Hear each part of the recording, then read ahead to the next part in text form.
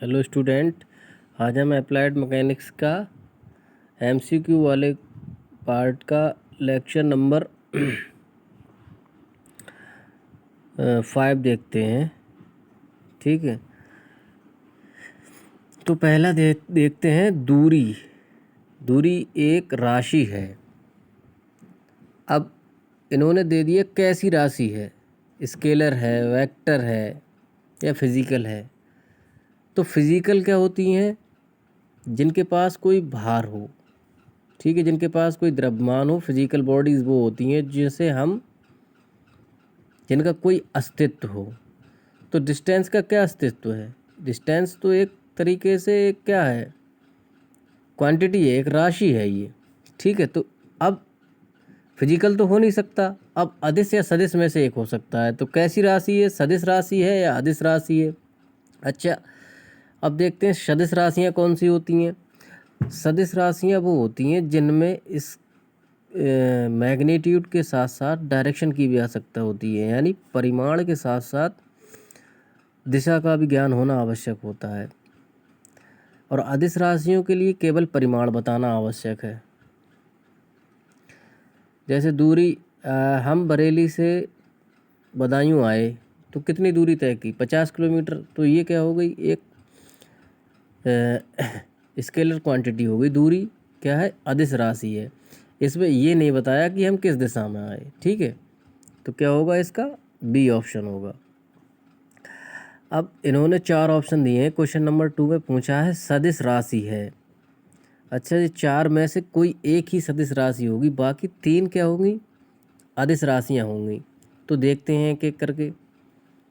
Option पहला ए देखते हैं। बल क्या है, एक सदिश राशि है या अदिश राशि है? देखो, बल एक सदिश राशि है। बल का मैग्नीट्यूड के साथ साथ डायरेक्शन भी बताना होता है कि बल 5 न्यूटन का बल उत्तर दिशा में लग रहा है या ऑब्जेक्ट के आगे की ओर लग रहा है या ऑब्जेक्ट के पीछे की ओर लग रहा है या ऊपर की ओर लग रहा है या नीचे की ओर लग रहा है। डायरेक्शन बताना आवश्यक है। तो बल क्या है, एक सदिश राशि है। इसी तरीके से हम देख लेते हैं ऑप्शन नंबर बी। समय क्या है? समय में कोई दिशा बतानी पड़ती है कि इतने बजे हैं इस दिशा में? नहीं, केवल टाइम बताना पड़ता है। अदिश राशि है, केवल मैग्नीट्यूड बताने से ही काम हो जाए। द्रव्यमान किसी चीज़, ये कितने द्रव्यमान है इसका, 1 kg। डायरेक्शन बताने की कोई आवश्यकता नहीं है। ऊष्मा भी इतने किलो जूल है। ठीक है, इसमें भी डायरेक्शन बताने की कोई आवश्यकता नहीं है। तो क्या होगी, सदिश राशि एक ही है, बल। ये बाकी तीनों क्या हैं, अदिश राशियाँ हैं। अगला क्वेश्चन दे रखा है, 1 गीगा न्यूटन बराबर है। तो इसमें ऑप्शन देख के पता चलेगा कि किसके बराबर पूछ रहे हैं। अब ये ऑप्शन देखने के बाद पता चला हमें ये न्यूटन के बराबर पूछ रहे हैं कि 1 गीगा न्यूटन कितने न्यूटन के बराबर है। ठीक है, देखिए 1 किलो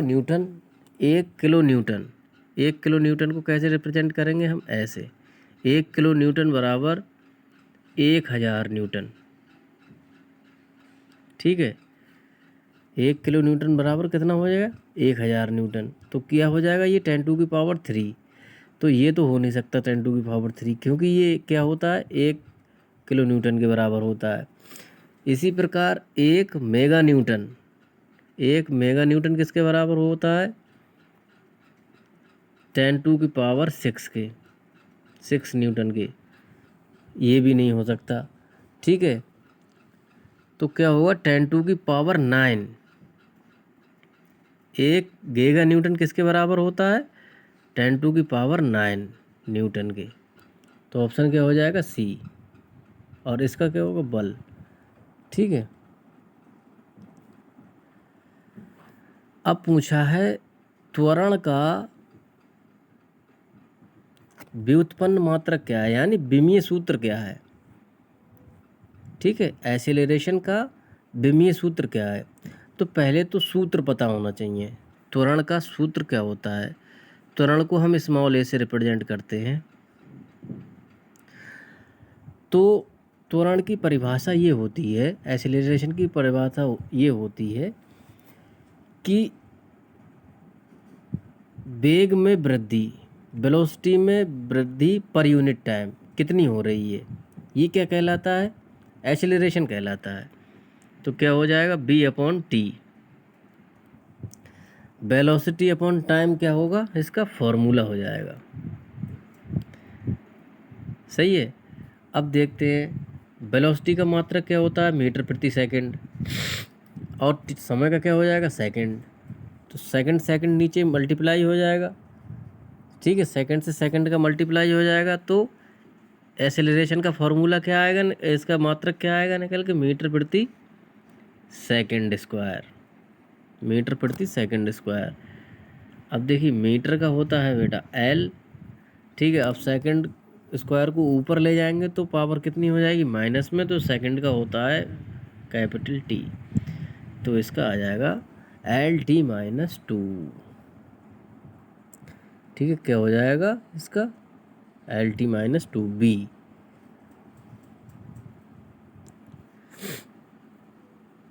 अगला क्वेश्चन देखते हैं, क्वेश्चन नंबर 5। बल का मात्रक है, देखिए बल का मात्रक है, यूनिट क्या है, तो फोर्स का फॉर्मूला क्या होता है, मास इनटू एक्सेलरेशन। अभी हमने एक्सेलरेशन का निकाला था मीटर प्रति सेकंड स्क्वायर, और मास का क्या होता है, केजी।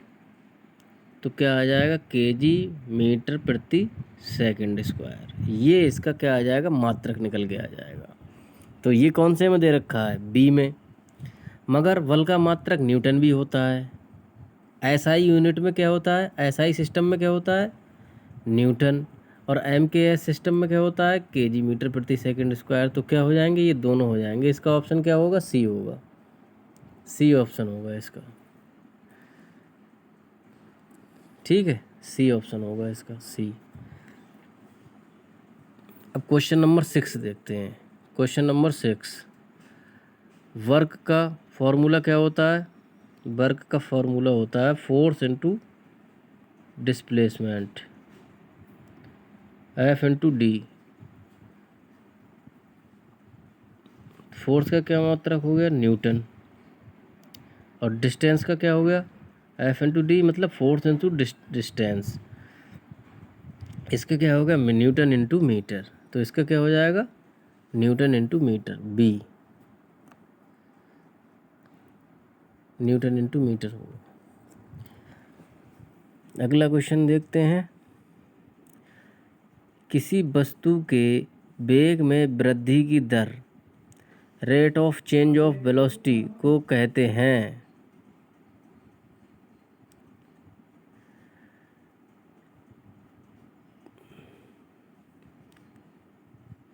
वेग में वृद्धि की दर, चेंज तो कुछ भी हो सकता है, इंक्रीज होना चाहिए, इंग्लिश में गलत लिखा हुआ है, rate of change of velocity, rate of increasing increment of velocity होना चाहिए यहाँ पे। वस्तु के वेग में वृद्धि की दर क्या कहलाती है, त्वरण कहलाती है, त्वरण। फॉर्मूला बताया था हमने, बी अपॉन टी, बढ़नी चाहिए।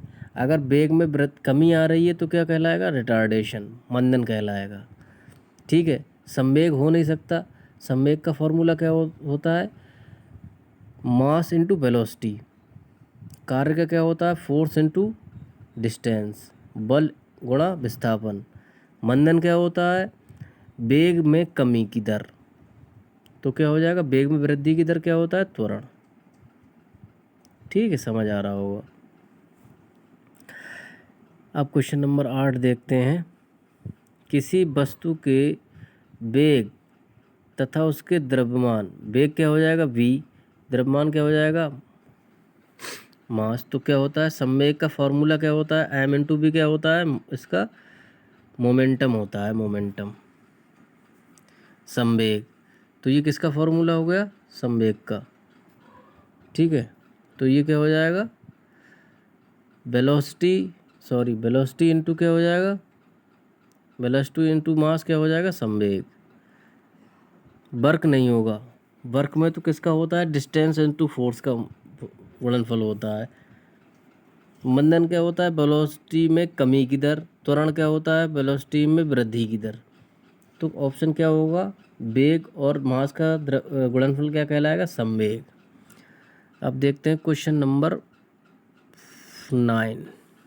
अदिश राशि को उसके परिमाण द्वारा ही पूर्णतः परिभाषित किया जा सकता है। इसको दिशा की आवश्यकता नहीं होती है। सदिश राशि के लिए दिशा और परिमाण दोनों की आवश्यकता होती है। ठीक है।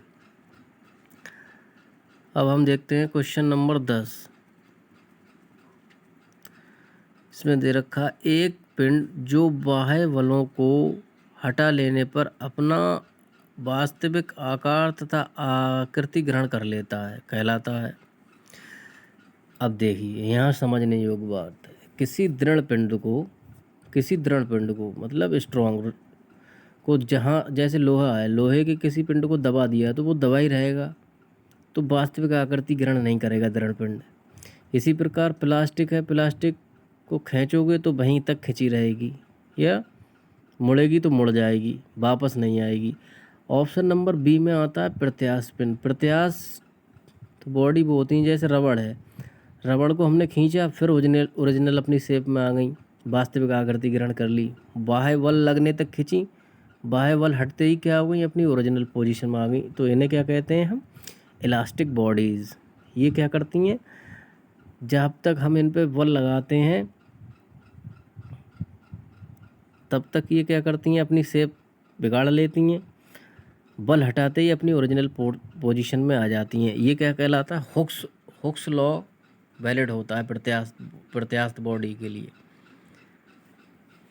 ठीक है।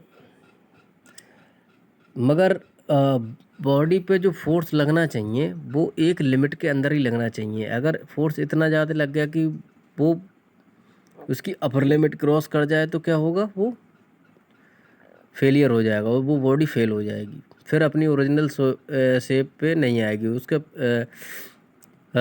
पॉइंट ऑफ फेलियर निकल जाएगा। ठीक है। तो इसका क्या होगा? प्रत्यास्थ पिंड। सब पे लगा दे रहा हूँ मैं टिक। इसका ये होगा, इसका ये होगा। समझ में आया होगा, मैं उम्मीद करता हूँ समझाया बढ़िया है।